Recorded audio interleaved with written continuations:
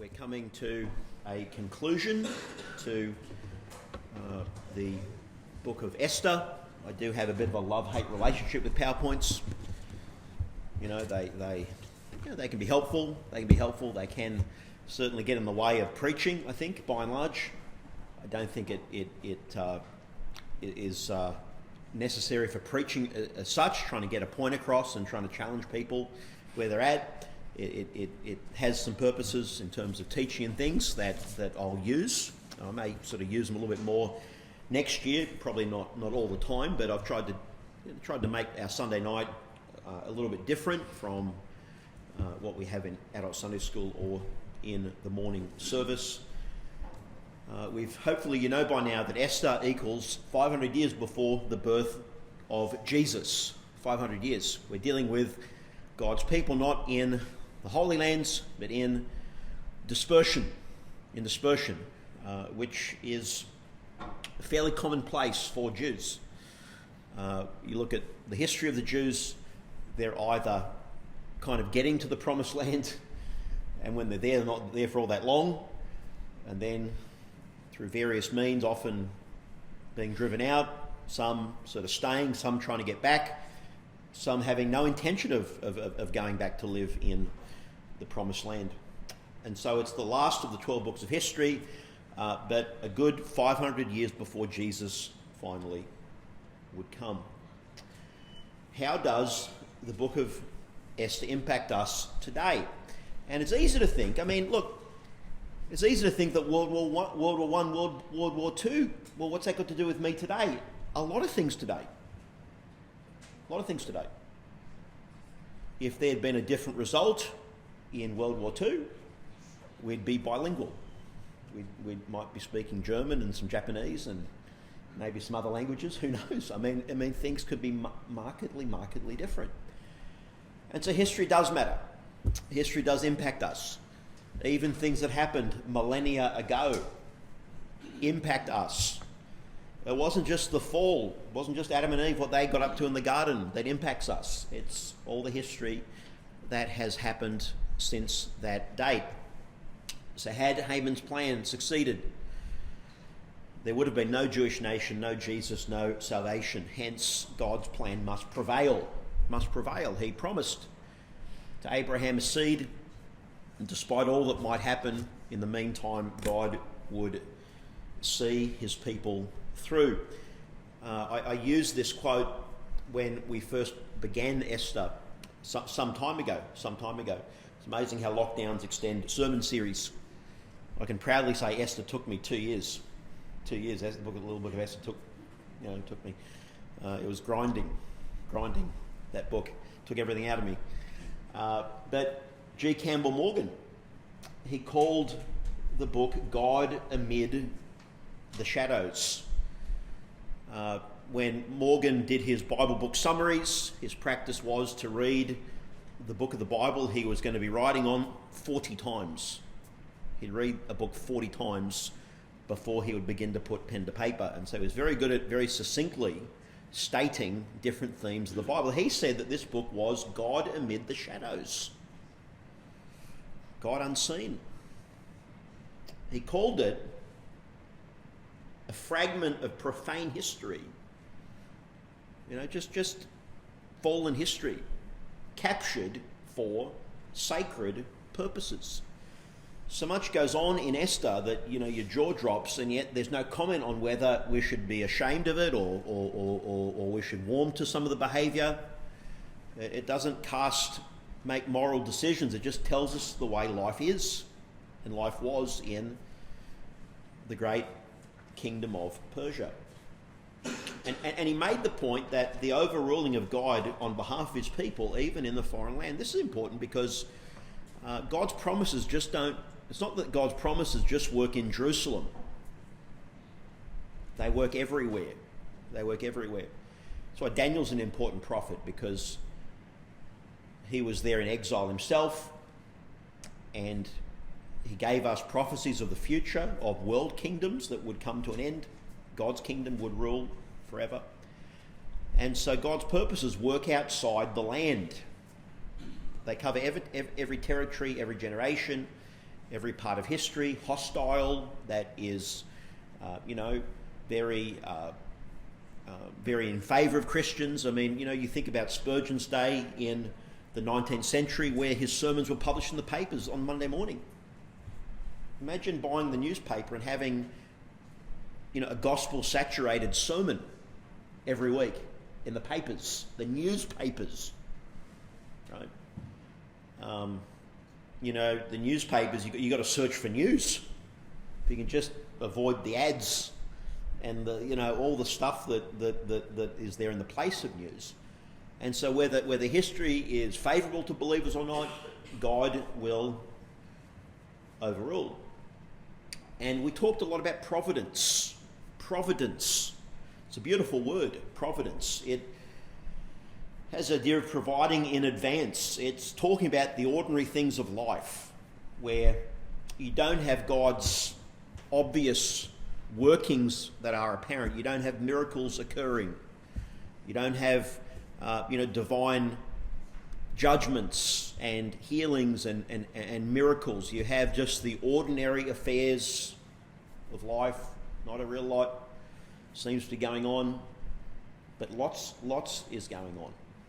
Lots is going on. It's the control of God over the universe in creation, in his preserving, the continuing of all things, in the providence, in the progress of all things.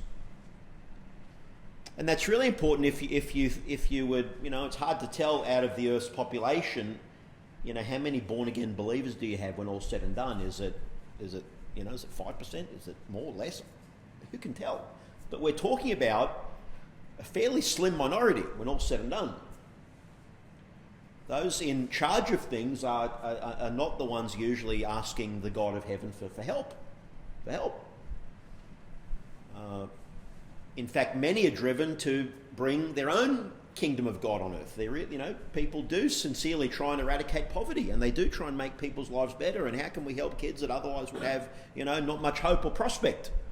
How do we help old people that end of their life and they need care and there's not a lot of money in the bank? How can we, as a culture, help them? These are all noble ideals. Noble ideals. So God in all of these things is really at work. Really at work. And, our problem is we only get to live 70. We're only here for a little bit, so it's not like we've got to be like Methuselah and you get to see, hundreds of years of history. That would be one advantage of living that long. You could probably understand providence a little bit better. We're here not for very long at all. And so, the longer we live, the more questions we have on our list, do we not? The more things we need God to tell us one day. So God is involved in our world. Now, I'm not going to summarise every chapter. You'll be thankful for that. We've had quite a few, weeks without interruptions. I'll start in 7, since we're going to be looking at 9. In 7, Haman is exposed by Esther as the chief conspirator against the Jews. He is hanged on the gallows, prepared for Mordecai. He would reap what he sowed. The king signs another decree allowing the Jews to defend themselves in 9 months' time. So the Jews have 9 months to prepare, to arm themselves, to become a fighting force, and Haman and his enemies have 9 months to repent, to change their mind, to take a holiday, just to exit in 9 months' time, get away for the weekend, get away for a while. So God gave these people fair notice. Fair notice. And of course, many didn't use the notice God gave them.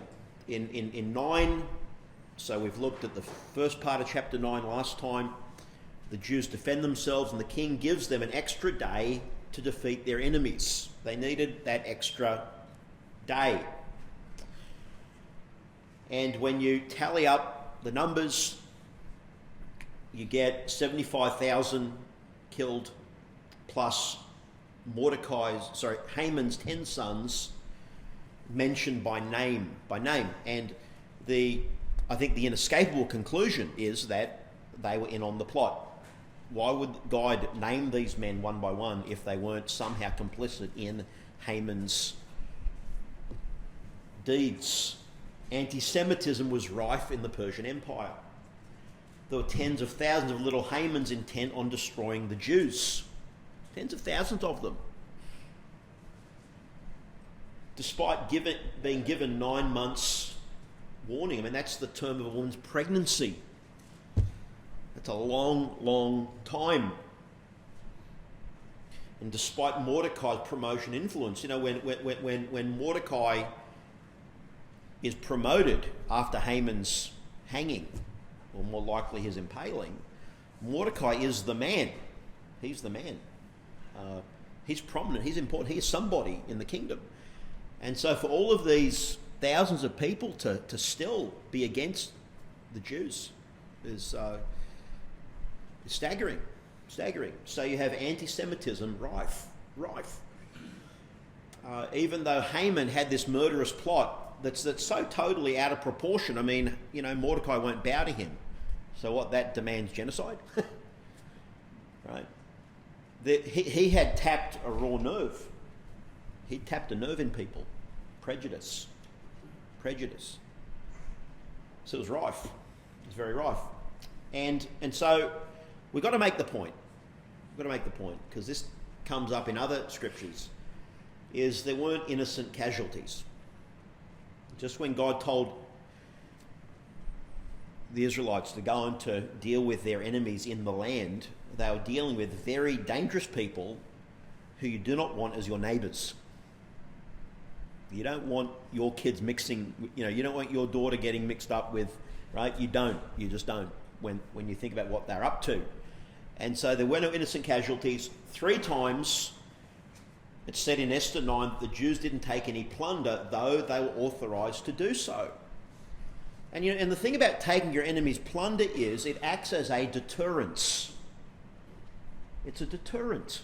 It means that if you're going to be a criminal and a thug and you're going to go after someone, then they can come back after you, and you not only just maybe you lose your life, you lose your property. It becomes a very expensive proposition to break the law. And so this was a way of deterrence. But the Jews didn't plunder, to their credit. They're not trying to prosper out of this materially. They just want to save their life. Thousands other than Haman hated the Jews, were a threat to their existence. So that's some observations. And there was retribution to protect his covenant people. You got that warning in Genesis 12. I'm going to curse those who curse you. God knew that his people would face peculiar opposition.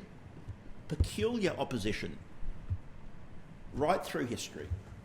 And God set a seal upon them. And we saw the necessity of eternal punishment from that. When you look at, you know, atrocities, when you think about how, but for the king's decree, it could have been the other way around. It could have been tens of thousands of Jews losing their life for no reason, no apparent reason, for one man's hatred. We see how God in his wisdom ordains punishment beyond this earth. Punishment beyond this earth. You know, think about the problem, the chaos, the loss of life that Vladimir Putin has caused. I mean, one man who, compared to the other dictators, is like 1 out of 10. Right? When you compare him to Mao and some of the other dictators and vicious men in history, he's pretty small change. But think about the damage he has caused the Ukrainians, his own country. Think about the ripple effects on us today. Okay, so one day that he goes to jail, what's that going to do? It's going to do nothing. All right. Well, there must be eternal punishment. Only that can adequately deal with sins against a holy God. And you know, you don't have to be one of those sort of people, the big people of this world, to deserve punishment from God. We all deserve it. Now, we're in the message now. We just started the message. Good news. But we'll still finish at 7. Just don't want to go home after that. But what we have as we continue chapter 9 is we have the beginning of a new feast. And these these baked goods here are what Jews prepare, Jewish mothers and wives cook each Purim. And there are these triangle-shaped cookies, all right, with savouries, fruit, things like that. And it's said to look like Haman's tri-cornered hat, or his ears even, all right?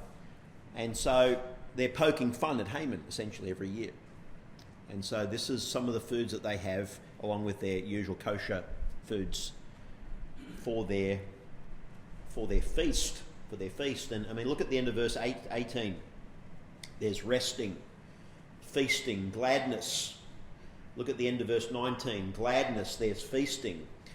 There is sending presents to one another. Now, we do that from time to time, birthdays and Christmas and other sort of things, graduations, etc., etc. We want to celebrate very happy occasions. God has wired us to celebrate happy occasions. So there would be a new feast. It went over a couple of days. Now think about the name of the feast. The Jews accepted the custom which they had begun. It was their idea.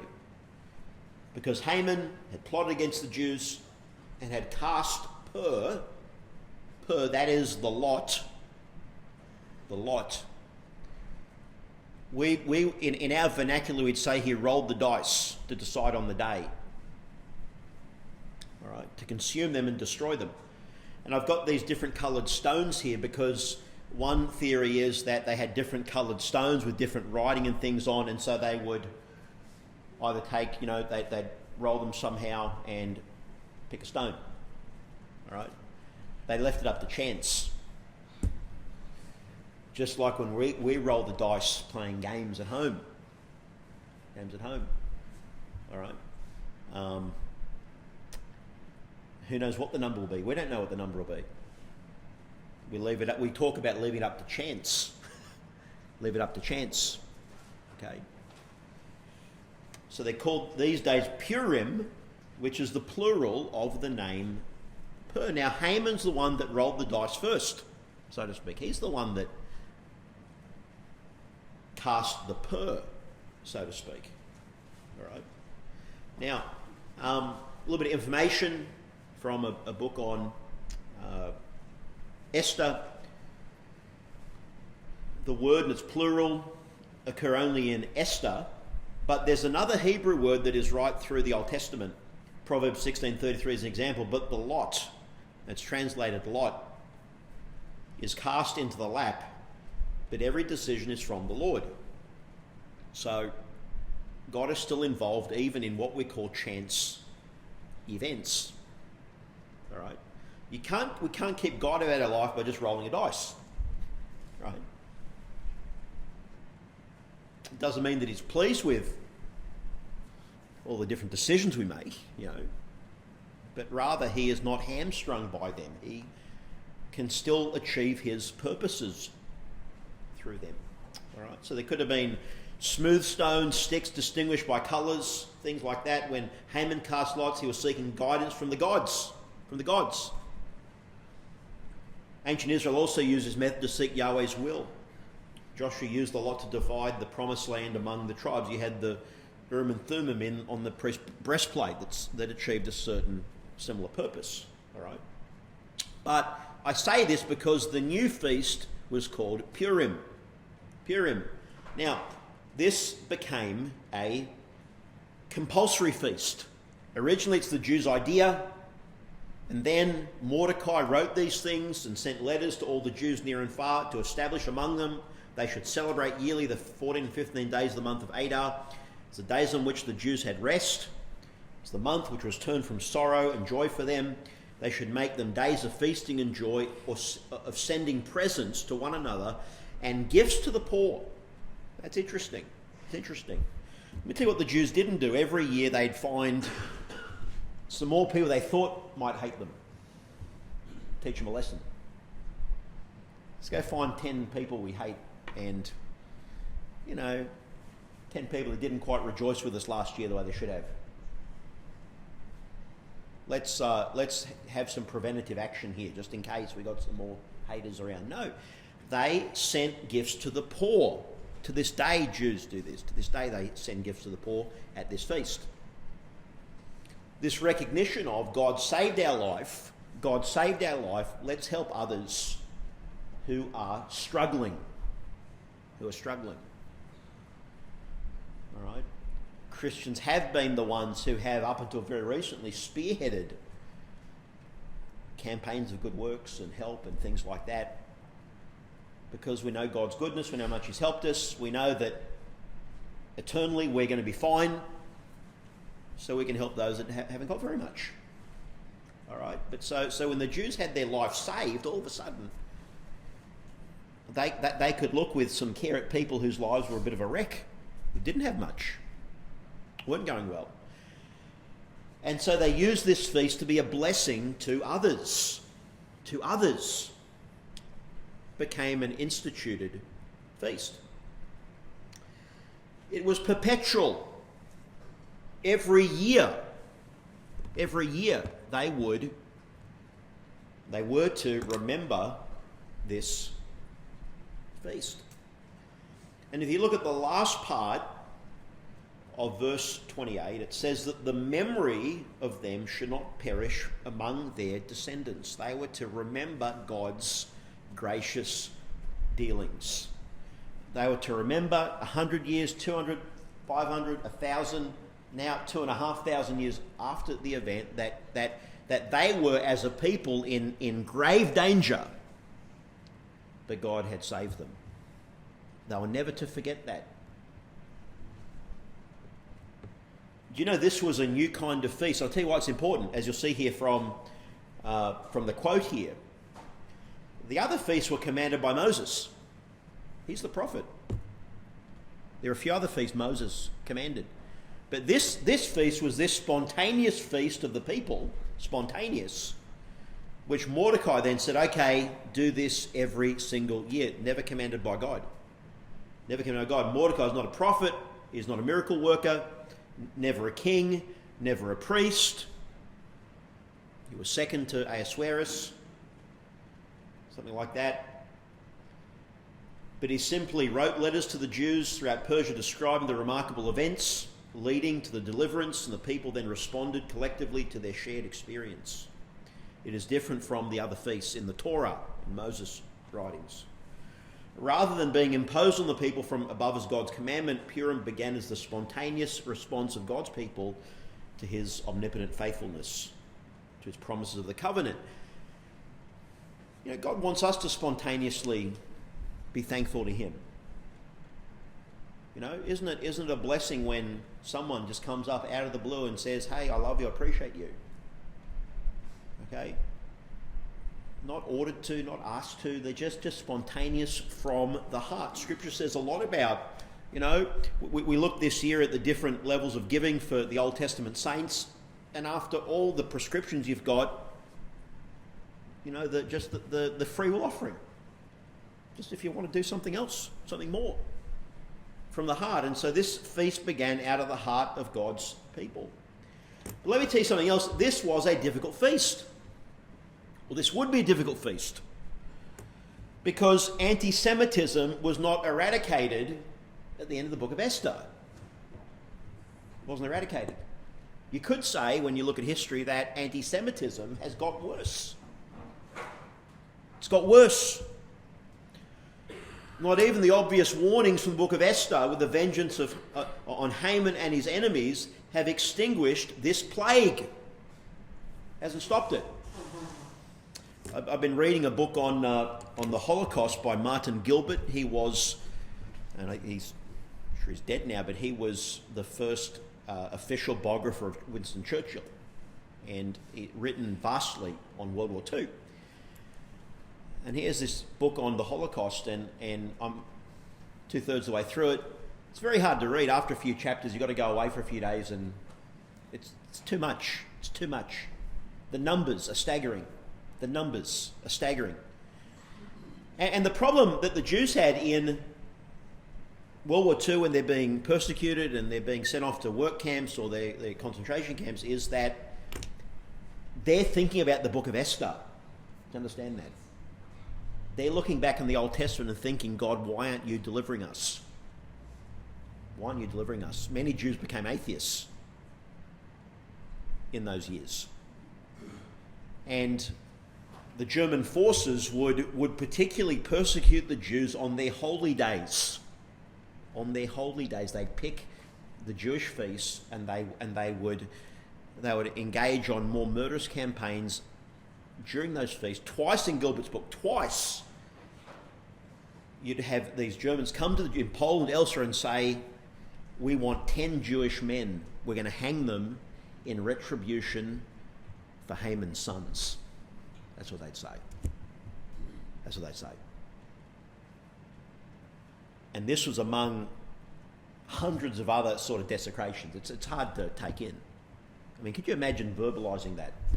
When you know what happened to Haman and his sons, can you imagine the pride and the devilish arrogance of saying that to people? But that's exactly what they did. Exactly what they did. And so you have a lot of Jews there thinking, God, why won't you do the same for us? Why won't you do the same for us? Okay, and I think we should appreciate now in the 2000s why it is that the Jewish state, you know, despite all the compromise they need to make with their neighbours and those who live within the borders and outside the borders, why they have to say we'll never allow this again. We can't afford to allow this again. All right. So this was a difficult feast. It's a difficult feast. Well, what about the Feast of Purim today? And I've mentioned a little bit already that you have the book of Esther being read in its entirety. It's read twice. It's read on the eve of Purim in the evening, very sombre affair. It's read again the next day in the synagogue, and they have play acting, and the crowd, the children, will hiss at Haman's name every time he's mentioned, and make noises and little instruments and whatever else. I mean, this is their way of dealing with the past, cheering at Mordecai's name, booing and hissing at Haman's name. The Jewish Talmud prescribes drinking and celebrating on Purim until one can no longer tell the difference between Mordecai and Haman. It's the only Jewish feast that they joke, look, drunkenness, you can do this one day a year. It's drunkenness, right? Now, you don't find that in the Bible. Let me just, hasten to add that. But, in their own thinking, we want to make this over-the-top celebratory day. After all, we're alive. We're alive. All right. Often the Jews will dress up, fancy dress. I think I've got a picture here, some Jewish boys dressed up. And the thinking is Esther hid her identity for a little while in the book. She hid her identity, so we'll get dressed up and have some fancy clothes and things to celebrate the day. And I don't begrudge them celebrating each year. It works out about every February or March, depending on the Jewish calendar. So that's when it is every year. You have Mordecai advancing.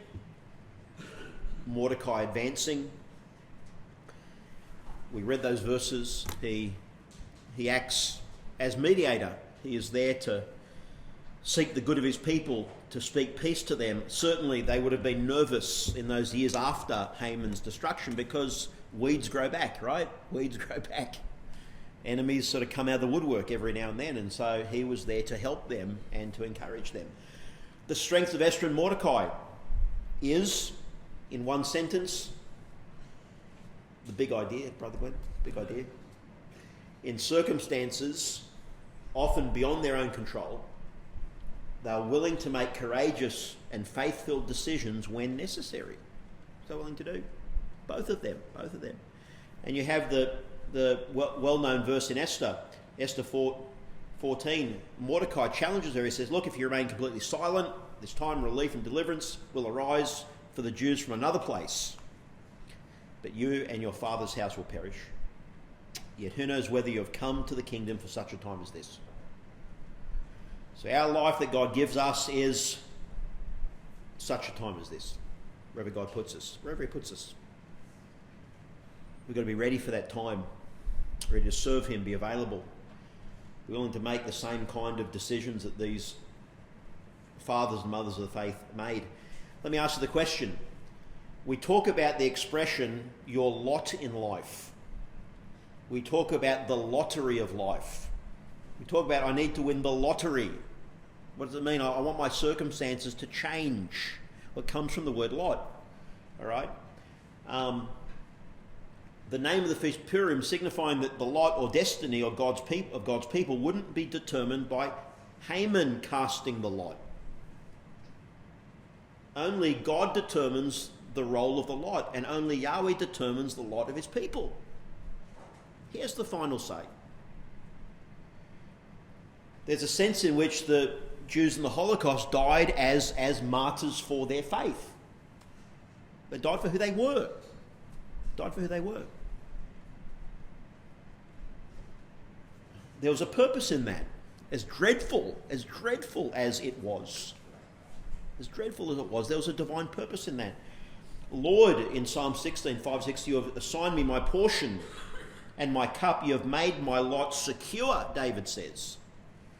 The boundary lines have fallen for me in pleasant places. Surely I have a delightful inheritance. David could see God's goodness in his life. We look hard enough, we'll see it too. We'll see it too. Jesus, he is our hope in life and in death, is he not? He's our hope. He's our Mordecai, so to speak. Because he lives, we will live. We will live. The Jews could escape death. Jesus embraced death. He embraced death. That was his lot in life. It was God's assignment. That was God's assignment for his son to die on the cross, rise again. And our faith is in him. We can live again. In 1 Peter 1, we have a living hope through the resurrection of Jesus. Inheritance incorruptible, undefiled, does not fade away, reserved in heaven for you. That's certain. That's secure. And that's the end. That's the end.